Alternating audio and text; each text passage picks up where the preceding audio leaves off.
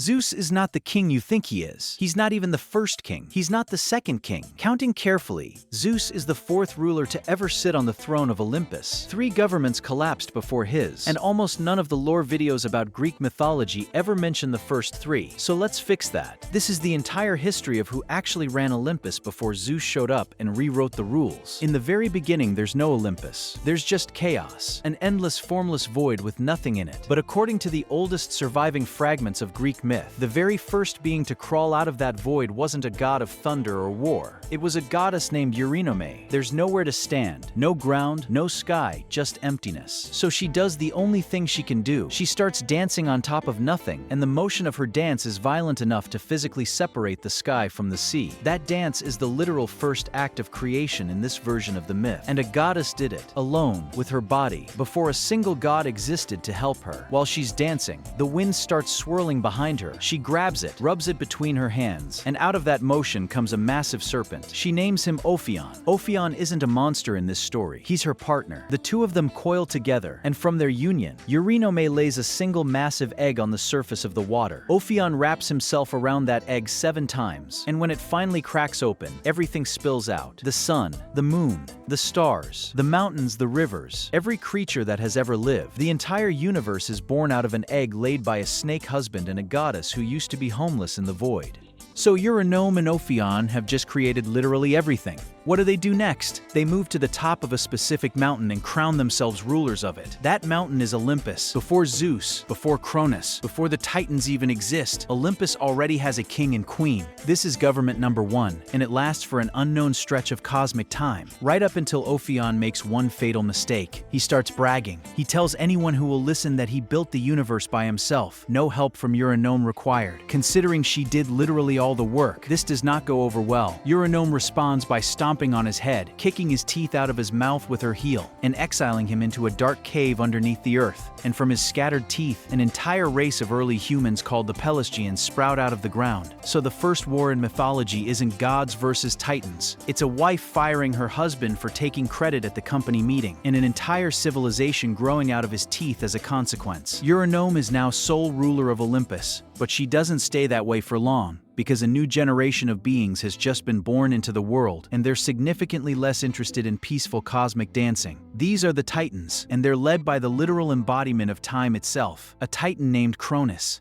Cronus and his sister Rhea decide they want the throne, so they challenge Urinome and whatever remains of Ophion's authority to a contest of strength, right there on the slopes of Olympus. And here's the detail almost nobody mentions. This isn't a slaughter. The old fragments describe it as a wrestling match. Through sheer physical force, Ophion is overpowered by Cronus, and Urinome yields her throne to Rhea. The two of them don't get murdered, and they don't get thrown into the underworld either. They get knocked straight into the ocean, sinking into the endless current of a river that wraps around the entire world. Government number 1 is over, and somewhere at the bottom of the ocean, the original king and queen of everything are still down there. So now Cronus is in charge, and to be fair to him, this period actually goes pretty well for a while. The ancient Greeks called this era the Golden Age. Cronus rules over the Titans from his own capital, a mountain called Othrys, which sits just across the valley from Olympus, close enough that you could see one summit from the other. In some versions of the myth, Othrys is actually the taller of the 2 mountains, towering over the future home of the gods like an empire that has no idea it's about to become a ruin. For now though, none of that matters, because Cronus is the most powerful being in existence, and nobody is in a position to challenge him. 12 Titans rule alongside him from that summit, dividing up control of the sky, the sea, time itself, memory, and law, an entire cabinet of primordial executives running the universe out of one mountain fortress. And for ordinary humans living down on the earth below, this era is described as something close to paradise. No war, no sickness, no old age creeping in to slowly take everything from you. People simply live,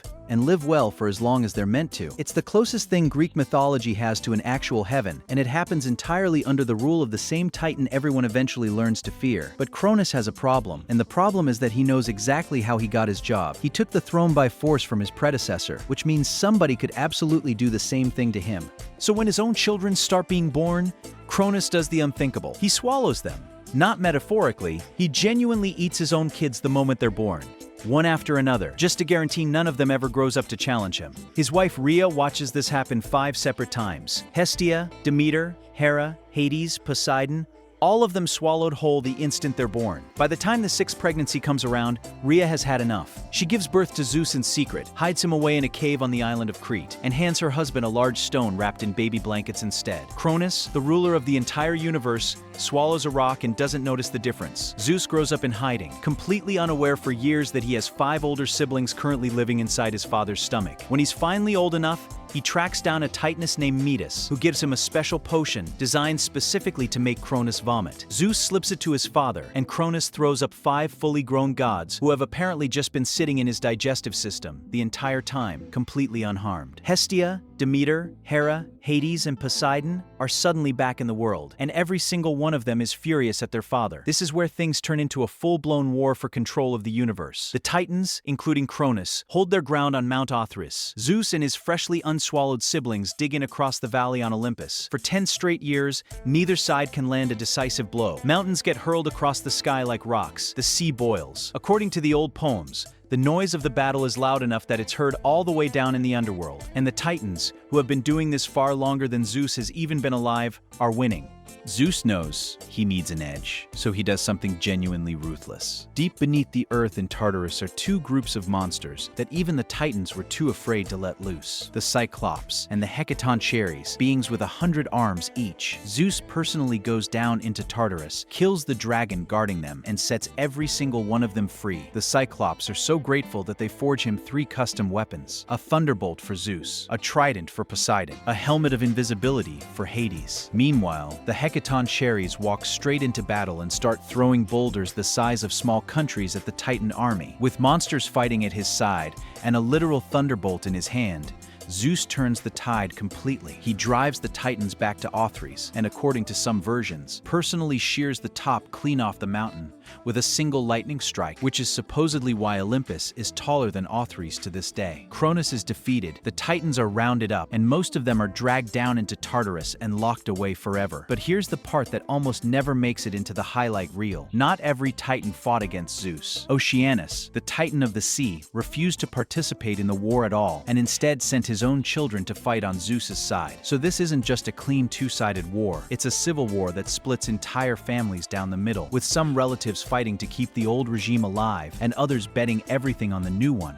With the Titans defeated, Zeus, Poseidon, and Hades divide the universe between the 3 of them. Zeus takes the sky, Poseidon takes the sea, Hades takes the underworld. The earth itself is left as shared territory for everyone. Common ground that none of the 3 brothers can fully claim for themselves. And just like that, government number 3 collapses, and government number 4 begins, the one that's going to last for the rest of Greek mythology as we know it. Not every story ends the same way for the losers either. Some accounts claim Zeus eventually softens once his rule feels secure, and quietly releases a handful of the Titans from Tartarus altogether. Other accounts insist they rot down there forever, with absolutely no exceptions. Even the ending of this war doesn't have one single agreed-upon version, which tells you everything about how messy and contested this part of mythology really is underneath the surface. So by the time Zeus actually sits down on his throne, here's what's already happened on that mountain. A goddess danced the universe into existence with a snake. That goddess got overthrown by her own replacement. That replacement spent his entire reign eating his own children out of paranoia, and his son had to personally break into hell and unleash an army of imprisoned monsters just to win the throne he's sitting on right now. Olympus has changed hands 3 times before Zeus even shows up, and every single regime fell apart for the exact same reason. Whoever's in charge gets so afraid of losing power that they create the very enemy who eventually takes it from them. Zeus knows this pattern better than anyone because he's the one who benefited from it the most, which raises an obvious question that most lore videos never even ask. If every single ruler of Olympus before him got overthrown by the next generation, what makes Zeus think he's going to be any different? Let me know in the comments which Greek god you want a full history on next, and I'll catch you in the next one.